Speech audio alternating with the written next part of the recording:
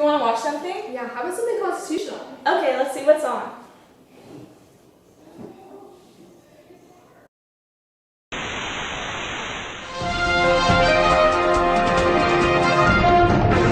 Hi, I'm Rihanna, and today we are discussing LGBT rights.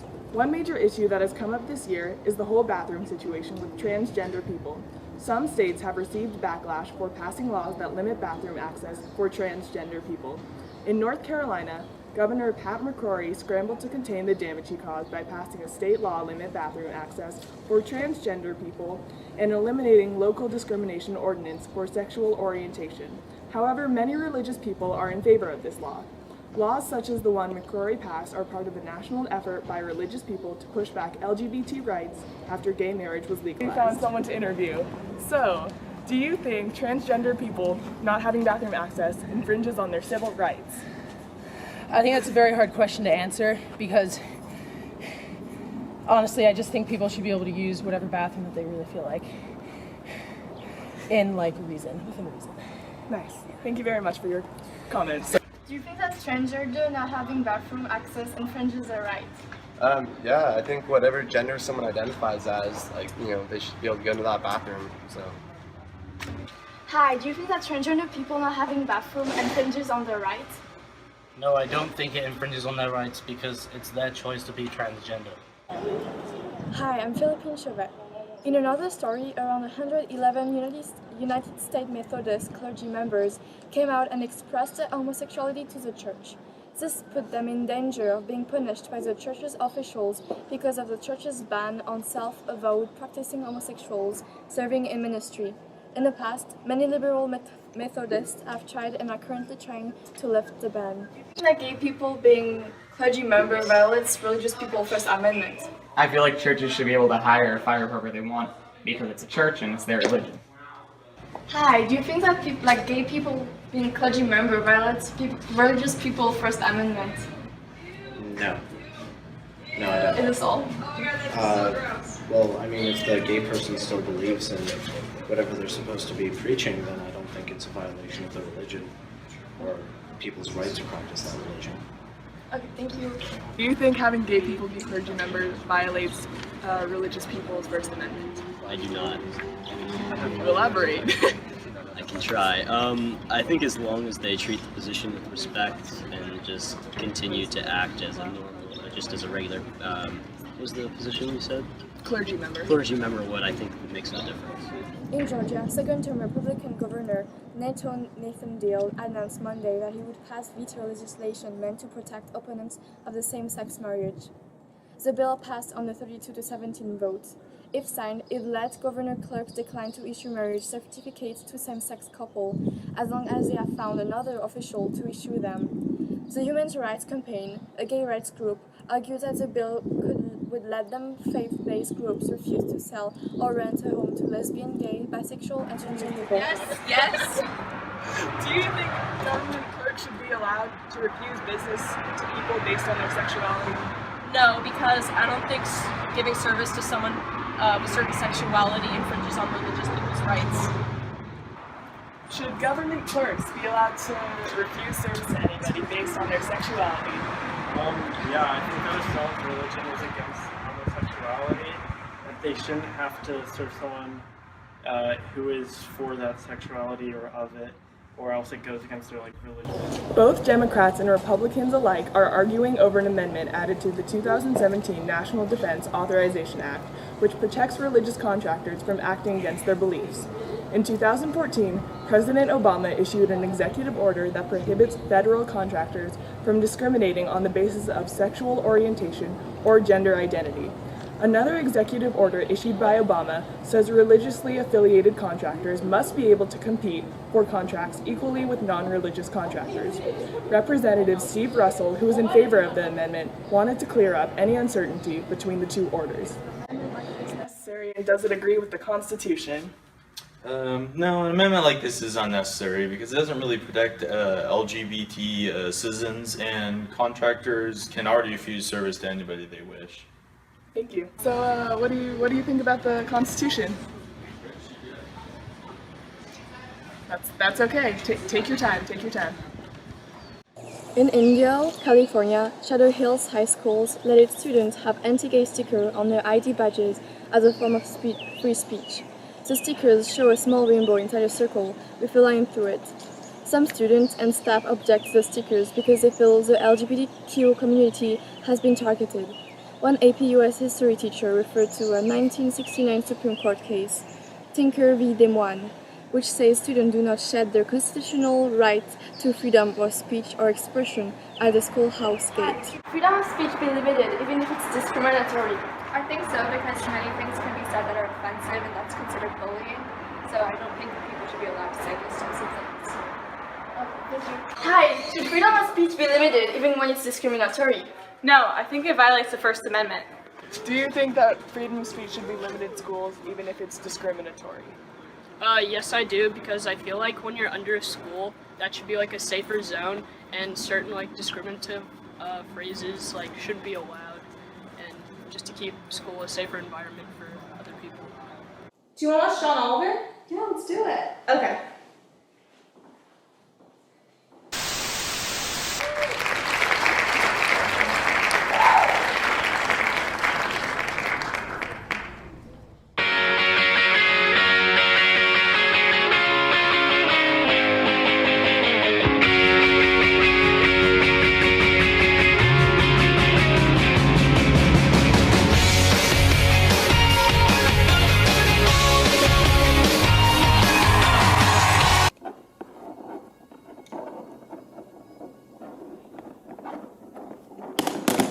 Crap, we're live. Tonight we will be discussing the controversial issue of gun control. First, we will be looking at one of Obama's recent addresses concerning the issue of background checks. In recent news, the White House is continuing its campaign to expand background checks for buyers to eliminate the gun show loophole. In an address by Obama, he reveals his emotions on the issue, passionately speaking about how we cannot allow guns to get into the wrong hands and let another tragic massacre. For those of you who don't know what the gun show loophole is, a person attending a gun show is able to purchase a gun without having a background check or being put on a registry. I cannot confirm nor deny whether or not the so-called gun show loophole is an actual thing, as I have never been to a gun show before. Earlier this year, there was a bill introduced which talked about giving the ability for children under 14 to use firearms with parent supervision. This has been heavily subjected to talk about both major political parties.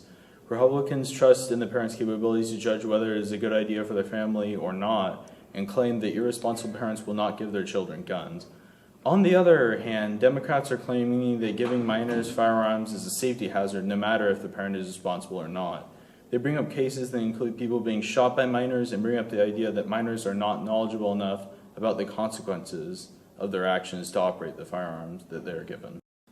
So at the beginning of the article, the author mentions a man called Nathan Gibson, who has two daughters, Meredith and Natalie, ages 10 and 12, who are very passionate about sport shooting. Nathan Gibson and his daughters were very angry because a law was passed making it illegal for children under 14 to use handguns, which meant that his two passionate gun-loving daughters could no longer shoot guns again. It's just so sad. Can one of you slaves do your damn job and get me a tissue? Thank you. So Nathan has finally gotten a bill passed to make it so his two very distraught daughters can now play with guns whenever they please. Seriously, I don't understand why this man went to so much trouble just to have his daughters shoot guns. Do you guys understand how long it takes for a bill to become a law? Much like California, a bill starts off as a proposition, and you have to get a certain amount of signatures before the General Assembly will even look at it. When the proposition finally makes it to the General Assembly, it becomes a bill and then is reviewed and edited by all the appropriate committees. After the Assembly is done reviewing it, the bill is now passed on to the Senate, and the appropriate committees will look over it again. And if it finally passes the State Senate, it goes to the governor, who, if he pleases, can veto it without even looking at it. And that is how a bill becomes a law. As you can see, it isn't exactly easy to get a bill passed. No matter how far it gets, it can still be thrown out at any moment. So that's why I would like to congratulate Nathan and also tell him that he is completely insane. Like, why not just buy his daughters some Barbie dolls and call it a day? Why go to all that trouble? Well, simply because America. Gun control activists have been talking about gun suicides in their relation to universal background checks. By instituting universal background checks, they claim that it will be possible to limit the amounts of suicides due to guns. And evidence supports that most suicides are due to guns, and when guns are limited, it will discourage these people from killing themselves. This is the most biased article I've ever read, which I should have expected as it was written by a journalist working for CNN. The author assumes that a person who is depressed will just give up trying to kill themselves if they don't have the ability to do it with a gun. I mean, does the author even know how many household chemicals can be used to commit suicide? I have a short list, and remember, this is only a fraction of household chemicals a person can have. Ammonia, bleach, carpet shampoo, dishwasher detergent, drain cleaner, furniture polish, oven cleaner, antibacterial cleaners, toilet bowl cleaner, even toothpaste can be used to commit suicide. Almost all of these are a lot easier to get your hands on than a gun.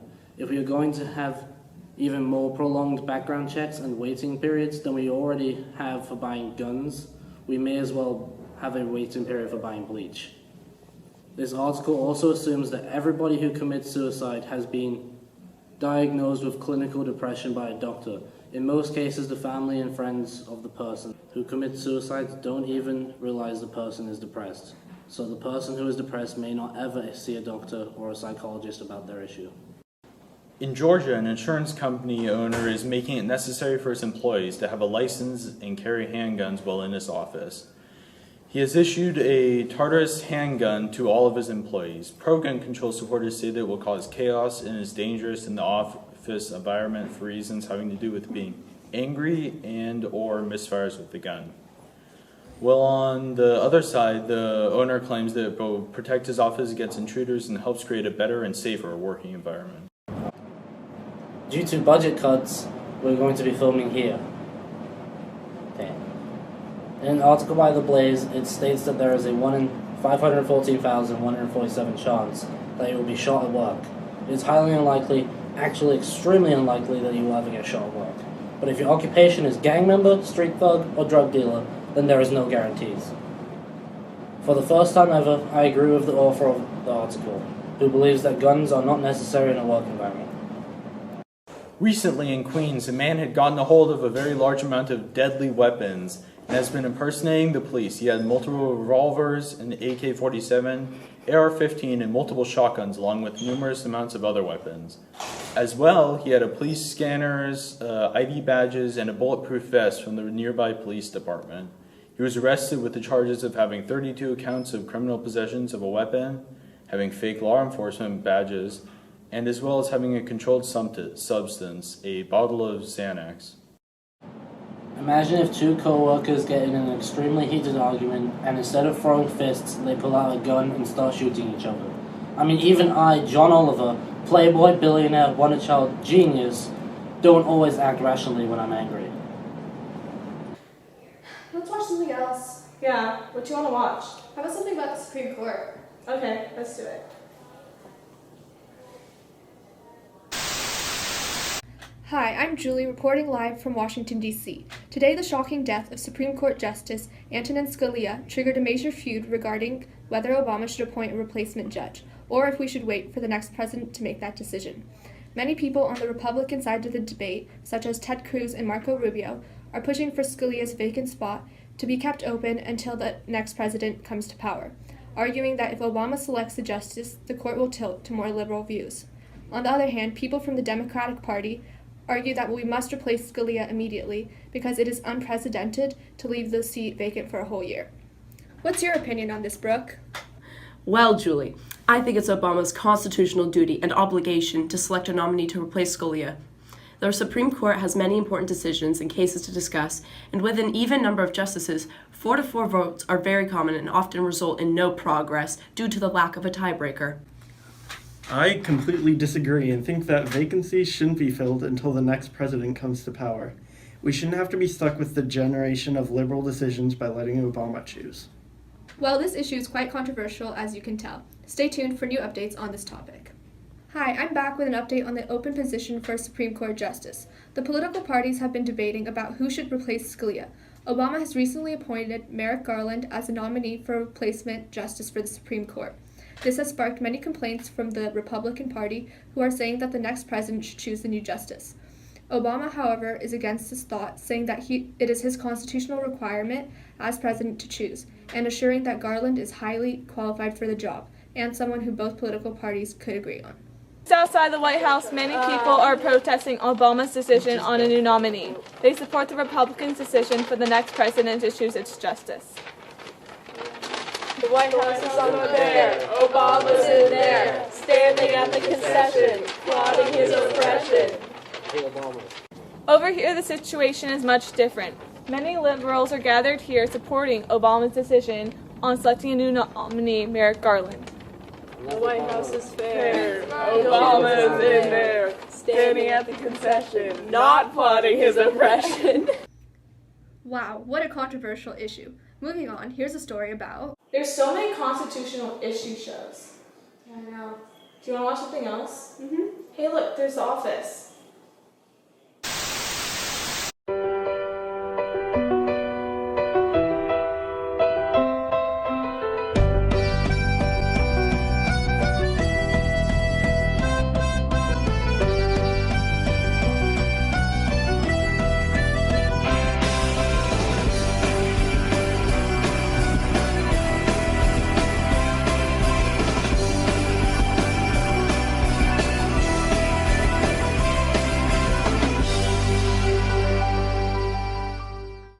You know what's a good idea all the time? It's totally cold. You know, everything in France is really good. So, who did you vote for? I voted for the future of our country, Donald Trump. Yeah. Ever since I was little, I just wanted to make America great again. So, why do you support Trump? I agree with everything the man says. He's a genius. Well, do you agree with the Constitution? Oh, of course. You do realize that Donald Trump is one of the least constitutional candidates who ever run, right? Source? Well, according to Time magazine, he has directly said that he would utilize torture, and that directly violates the 8th Amendment. Well, I've been reading this article on CNN, and it says that Trump retracted these ideas about torturing and killing terrorist families, and saying he would never command anyone to break the law. That's the type of person I want for president, someone who rights his wrongs and admits his mistakes. That's the thing about Harry. Once he makes an opinion, he sticks to it without considering any other sides. It's like he doesn't know there are any other opinions. Well, I mean, he can't be that bad, right? Look, a strong leader is a leader for me. See, Riley gets it. Trump is the future of our country, and there's no way we can survive without him. So you don't think we could survive with anyone else? Well, maybe, but not nearly as well. You don't think it's worrying that Donald Trump so easily changes his mind on important topics? He doesn't do that too much, does he? He did a similar thing while talking about abortion, saying that women who have an abortion should have punishment if it is outlawed. Trump later reversed this after massive disapproval. It's common for him to change his ideas to side with the popular opinion. Don't you see that Trump is giving the people a voice, though? He's letting us, the people, choose what is best for our country. You can't even choose what type of staplers to order for the office. It matters, Brooke, whether we get premium staplers or not! I'm sorry. I just want what's best for the office. It's just staplers. It's more than staplers. It's our future.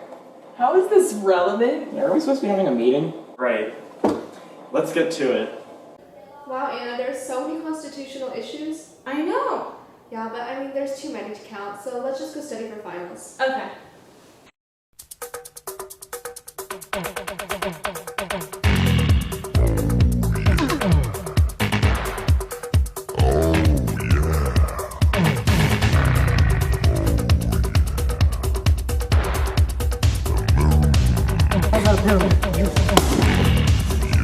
No, bro, no.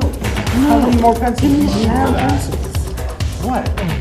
I need like all the pencils. No, you're not taking all my pencils. Okay, take them. You seem pretty uncertain. Just go. Hi, do you think that transgender people not having... I mean, I don't think I can talk over that.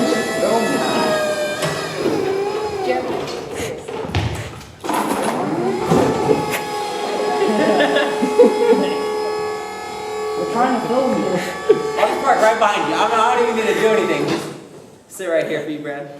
You can lower him while the keys got his car. Is it recording? No. Tonight we will pick